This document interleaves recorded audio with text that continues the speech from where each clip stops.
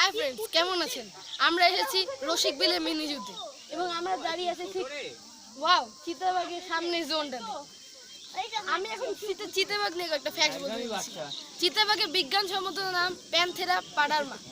চিতাবাঘ যতই জোরে দৌড়ায় না কেন, তারা কিন্তু মাত্র 15 সেকেন্ডের মধ্যে সেই গতি হারিয়ে ফেলে।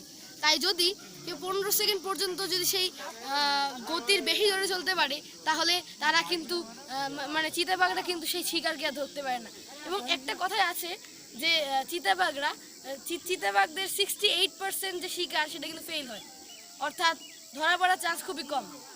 তাছাড়া যদি কেউ নিরুপায় হয়ে যায় চিতাবাঘের সামনে, তখন তারা যদি এইভাবে হাতটা উপরে করে, তাহলে চিতাবাঘ কিন্তু তাদের খাবে না, কারণ চিতাবাঘ সবসময় নিচের দিকে তার দৃষ্টিতে দেয়। এবং কেউ যদি এরকম করে হাত উপরে করে থাকে, তাদেরকে চিতাবাঘ খুব বড় জিনিস বলে মনে করে, এবং বড় জিনিসকে চিতাবাঘরা কখনো আক্রমণ করে না। আর তাছাড়া চিতাবাঘের রেটিনায় ট্যাপিডাম লুসিডাম বলে একটি পদার্থ আছে, যার জন্য আমাদের থেকে 6 গুণ বেশি অন্ধকারেও তারা কিন্তু আমাদের থেকে 6 গুণ বেশি ভালো স্পষ্ট জিনিস দেখতে পারে।